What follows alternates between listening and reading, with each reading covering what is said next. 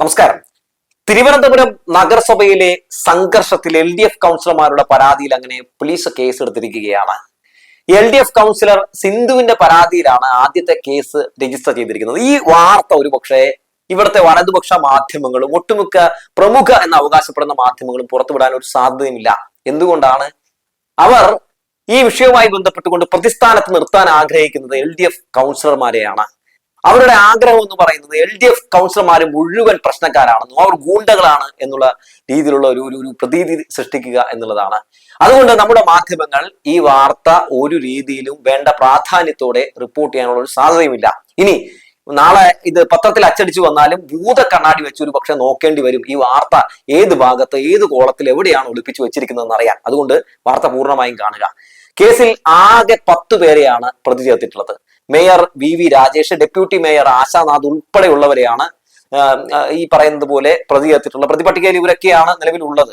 നഗരസഭയിൽ ഇന്നലെയാണല്ലോ സംഘർഷം ഉണ്ടായത്, എല്ലാവരും കണ്ടതാണ്. എന്തായിരുന്നു ഈ സംഘർഷത്തിന് വഴിവെച്ച ഒരു സാഹചര്യം എന്ന് പറയുന്നത്? അതായത് കാപ്പ കേസിൽ പിടിയിലായ BJP കൗൺസിലർ സുഗതന്റെ രാജി ആവശ്യപ്പെട്ടാണ് LDFന്റെ കൗൺസിലർമാർ സമാധാനപരമായി പ്രതിഷേധിച്ചത്. പിന്നാലെ VV രാജേഷിന്റെ നേതൃത്വത്തിലുള്ള BJP കൗൺസിലർമാർ LDF അംഗങ്ങളെ പ്രകോപിപ്പിക്കുന്നു, അതുപോലെ തന്നെ അവരെ ആക്രമിക്കുന്നു. പിന്നീട് അതൊരു വലിയ സംഘർഷത്തിലേക്ക് പോവുകയാണ്. ആ സമയത്ത് നമ്മൾ മനസ്സിലാക്കേണ്ട ഒരു കാര്യമുണ്ട്. പോലീസ് അവിടെ മാറി നിൽക്കുകയാണ്. ചെന്നിത്തലയുടെ പോലീസ് അങ്ങനെയാണ്. ഇവര് തമ്മിൽ അടിക്കട്ടെ, ഇവർ തമ്മിൽ അങ്ങ് മൊത്തത്തിൽ പ്രശ്നമാകട്ടെ. അങ്ങനെ പ്രശ്നമായ ശേഷം അതിൽ നിന്ന് എങ്ങനെ രാഷ്ട്രീയ ലാഭം കൊയ്യാമെന്നുള്ള UDFന്റെ ചിന്താഗതിയാണോ എന്നറിയില്ല. പോലീസ് ഇത്തരത്തിലുള്ള സംഘർഷം നടക്കുമ്പോഴും അവരെ അനുനയിപ്പിക്കാനോ വലിയ കാര്യമായി പിടിച്ചു നിൽക്കാനോ ഒന്നും ശ്രമം നടത്തുന്നില്ല. അവർക്ക് അടിക്കാനും ഇടിക്കാനുള്ള സാഹചര്യം BJPക്ക് അവിടെ ഒരുക്കി കൊടുക്കുകയാണ്. അങ്ങനെ BJPയുടെ നേതാക്കളും അതുപോലെ തന്നെ അവിടുത്തെ മേയറും ഡെപ്യൂട്ടി മേയറും ഒക്കെ കിടന്ന് അങ്ങ് ആറാടുന്ന കാഴ്ച നമ്മൾ കാണുകയാണ്. വലിയ രീതിയിൽ തന്നെ അവർ LDFന്റെ കൗൺസിലർമാരെ മർദ്ദിക്കുകയാണ്. പക്ഷെ നമ്മുടെ മാധ്യമങ്ങളാകട്ടെ, മാധ്യമങ്ങൾ എന്താണ് വാർത്ത കൊടുക്കുന്നത്? അതായത് LDFന്റെ കൗൺസിലർമാർ BJP കൗൺസിലർമാരെ ആക്രമിച്ചു എന്ന രീതിയിൽ തന്നെ അവർ വാർത്തകൾ കൊടുക്കുകയാണ്. എല്ലാ വാർത്തകളിലും പുറത്തു വരുന്ന പല വിവരങ്ങളിലും ഒക്കെ ഇവർ എന്താണ് ഇതുകൊണ്ട് ഉദ്ദേശിക്കുന്നത് എന്നുള്ള അജണ്ട വ്യക്തമായി തന്നെ നമുക്ക് കാണാൻ സാധിക്കുന്നുണ്ടായിരുന്നു എന്നുള്ളതാണ്. സംഘർഷത്തിൽ 10 LDF കൗൺസിലർമാർക്ക് പരിക്കേറ്റിരുന്നു. അത് മാധ്യമങ്ങൾക്ക് വാർത്തയല്ല, അതുപോലെ വലിയ രീതിയിൽ ചർച്ച ചെയ്യപ്പെടുന്നുമില്ല. നികുതി അപ്പീൽ സ്ഥിരം സമിതി ചെയർപേഴ്സൺ സിന്ധു ശശിയുടെ തലയ്ക്ക് ചെറിയ പരിക്കല്ല, ഗുരുതരമായിട്ടുള്ള പരിക്കേറ്റു. അത് നമ്മുടെ മാധ്യമങ്ങൾക്ക് ഒരു വാർത്തയുമല്ല, അതുമായി ബന്ധപ്പെട്ട ഒരു വാർത്തയും അവർ കൊടുക്കില്ല. ഹൈക്കോടതി ഉത്തരവിനെ തുടർന്ന് പുനർ സത്യപ്രതിജ്ഞ നടത്തിയ BJP അംഗങ്ങൾ ചട്ടലംഘനം നടത്തിയതിൽ LDF അംഗങ്ങൾ മേയറുടെ ചേംബർ ഉപരോധിക്കുകയും ഒക്കെ ചെയ്തിരുന്ന കാഴ്ച നമ്മൾ കണ്ടു. പരിക്കേറ്റ K Sreekumar, RV Shivaji, ragi Ravikumar, Vanchiyoor P Babu, TK Ranjith എന്നിവരെ മെഡിക്കൽ കോളേജ് ആശുപത്രിയിൽ പ്രവേശിപ്പിച്ചിരിക്കുകയാണ്. ഇതൊന്നും നമ്മുടെ മാധ്യമങ്ങളെ സംബന്ധിക്കുന്ന ഒരു പ്രധാനപ്പെട്ട കാര്യമേ അല്ല. അവർ എങ്ങോട്ടേക്കാണ് ഈ പറയുന്ന ക്യാമറയും പൊക്കി എടുത്തുകൊണ്ട് ഓടുന്നത്? VV രാജേഷിന്റെയും ആശയുടെ അടുത്തേക്കാണ് പോകുന്നത്. ഇവർ ആരുടെ അടുത്തു നിന്നാണ് ഈ പ്രതികരണങ്ങൾ ശേഖരിക്കുന്നത്? BJP കൗൺസിലർമാരുടെ അടുത്ത് നിന്നാണ്. അവർ പറയുമോ ഈ ആക്രമണം അഴിച്ചുവിട്ടത് ഞങ്ങളാണെന്ന്? അവർ ഒരിക്കലും പറയില്ല. പക്ഷെ ജനങ്ങൾ കേൾക്കേണ്ടത് എന്താണെന്നുള്ള കാര്യം മാധ്യമങ്ങൾ നേരത്തെ തന്നെ സെറ്റ് ചെയ്ത് വെക്കുന്നു. അവരുടെ അജണ്ട അവർ സെറ്റ് ചെയ്ത ശേഷമാണ് ജനങ്ങൾ ഇതേ കേൾക്കാവൂ, ഇതേ വിശ്വസിക്കാവൂ എന്ന മട്ടിൽ ഒരു വാർത്ത പുറത്തേക്ക് വരുന്നത്. പക്ഷേ ഇതിന് ശേഷം രസകരമായിട്ടുള്ള ചില സംഭവങ്ങൾ കൂടി നടന്നിട്ടുണ്ട് കേട്ടോ. അടിയെല്ലാം കഴിഞ്ഞ് പ്രശ്നമെല്ലാം ഉണ്ടാക്കിയ ശേഷം അവിടുന്ന് ആശാനാഥും അതുപോലെ തന്നെ VV രാജേഷും ഒക്കെ ഇറങ്ങി വരുന്നത് കണ്ടപ്പോൾ സത്യത്തിൽ നിങ്ങളുടെ അഭിനയം അതൊരു സിനിമയാക്കി അയച്ചു കൊടുക്കുകയാണെങ്കിൽ വരാൻ പോകുന്ന ഈ സംസ്ഥാന ചലച്ചിത്ര അവാർഡ് പ്രഖ്യാപിക്കുമ്പോൾ മികച്ച നടനായിട്ട് VV രാജേഷിനെയും മികച്ച നടിയായിട്ട് ആശയും തിരഞ്ഞെടുക്കാനുള്ള സാധ്യത ഉണ്ടെന്നാണ് ഞാൻ മനസ്സിലാക്കുന്നത്. എന്ത് രീതിയിലുള്ള എക്സ്പ്രഷൻസ് ഒക്കെയാണ് അവരുടെ മുഖത്ത് തെളിഞ്ഞത്. എന്തായാലും റീൽസിലൊക്കെ അഭിനയിച്ച് ഡെപ്യൂട്ടി മേയറുടെ അഭിനയം കുറച്ചുകൂടിയൊക്കെ തെളിഞ്ഞിട്ടുണ്ടെന്ന് പറയാതിരിക്കാൻ പറ്റില്ല കേട്ടോ. ഒന്ന് ആലോചിച്ച് നോക്കണം. ഈ നഗരസഭയിൽ ഒരു ഗൂണ്ടയെ സംരക്ഷിക്കുകയല്ലേ ഈ BJP കൗൺസിലർമാർ ചെയ്തുകൊണ്ടിരിക്കുന്നത്? മേയർ അടക്കമുള്ള ആളുകൾ അതല്ലേ ചെയ്തുകൊണ്ടിരിക്കുന്നത്?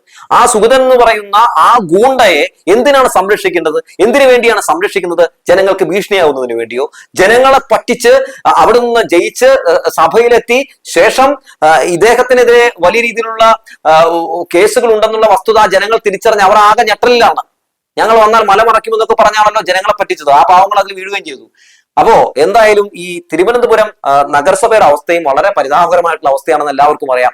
LDF ഭരിക്കുന്ന സമയത്ത് എന്തൊക്കെ രീതിയിലുള്ള ആക്രമണങ്ങളായിരുന്നു അല്ലേ അന്നത്തെ മേയറിനെതിരെ നടത്തിയിട്ടുള്ളത്.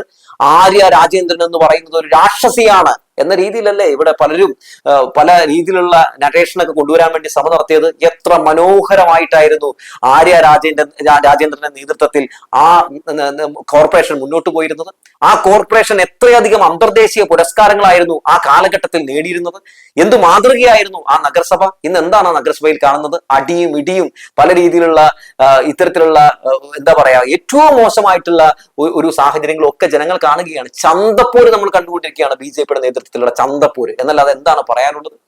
അതായത് ആര്യ രാജേന്ദ്രൻ ജനങ്ങൾക്കിടയിലൂടെ ഇറങ്ങി നടന്ന് ജനങ്ങൾക്ക് വേണ്ടി പ്രവർത്തിച്ച് ജനങ്ങൾ ആഗ്രഹിക്കുന്ന നിലയിൽ ആ നഗരസഭയെ കൊണ്ടുപോയി എത്തിച്ചപ്പോഴാണ് അത് ആ ആര്യ രാജേന്ദ്രൻ തന്നെ വലിയ ഭീഷണിയായിട്ട് മാറിയത്. ഇവളെ ഇനി അങ്ങ് വെച്ചു പുറപ്പിച്ചാൽ ശരിയാകില്ല എന്ന് മനസ്സിലായപ്പോൾ ആര്യ രാജേന്ദ്രനെതിരെ നിരവധി വ്യാജ പ്രചരണങ്ങളും കള്ളക്കഥകളുമായി ഇവിടുത്തെ UDFകാരും BJPക്കാരും കൈകോർത്തു.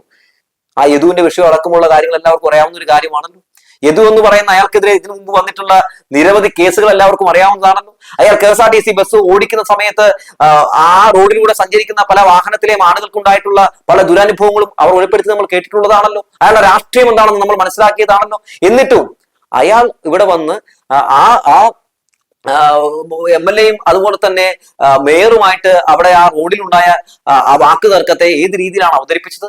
ഒരു ധാർഷ്ട്യമാണ് മേയറുടേത്, അല്ലെങ്കിൽ ആ സച്ചിന്റെ ഒരു ധാർഷ്ട്യമാണ് അവിടെ ഉണ്ടായത് എന്ന രീതിയിലാണ് അയാൾ അവിടെ അത് അവതരിപ്പിച്ചത്. എന്നാൽ ഇയാളുടെ അപകടകരമായിട്ടുള്ള വാഹനം ഓടിക്കലും ആ വാഹനം ഓടിച്ച് ഇവരെ വലിയ രീതിയിൽ തന്നെ അപകടപ്പെടുത്താൻ ശ്രമം നടത്തിയതിനെയുമാണ് അവിടെ മേയർ ചോദ്യം ചെയ്തത്. അത് ഇവിടെ വലിയ രീതിയിൽ തന്നെ ഇവിടെ ചർച്ച ചെയ്യപ്പെടുന്നില്ല. അങ്ങനെ ചർച്ച ചെയ്യപ്പെടരുത് എന്നുള്ള ഒരു ആഗ്രഹം ഇവിടുത്തെ മാധ്യമങ്ങൾക്കുണ്ട്, ഇടതുവിരുദ്ധരായിട്ടുള്ള മാധ്യമങ്ങൾക്കുണ്ട്. അതുകൊണ്ട് യദുവിനെ ആ വില്ലനെ സ്റ്റാറാക്കി ആര്യ രാജേന്ദ്രനെ ഒരു വില്ലത്യമാക്കി അവർ ചിത്രീകരിച്ചു. അത് വലിയ രീതിയിൽ തന്നെ ആര്യയ്ക്ക് ഒരു ദോഷമായി എന്നുള്ളതാണ്. പലരും ഈ പറയുന്നത് പോലെ ഒരു എന്താ പറയാ ഒരു കുട്ടി സാധാ വീട്ടിൽ നിന്ന് വളർന്ന് രാഷ്ട്രീയത്തിലേക്ക് എത്തി മേയറൊക്കെ ആകുന്ന ഒരു പെൺകുട്ടി, ആ പെൺകുട്ടി സ്വാഭാവികമായും നല്ല പ്രവർത്തനങ്ങളൊക്കെ നടത്തുമ്പോൾ പലർക്കും കണ്ണുകടി ഉണ്ടാകും.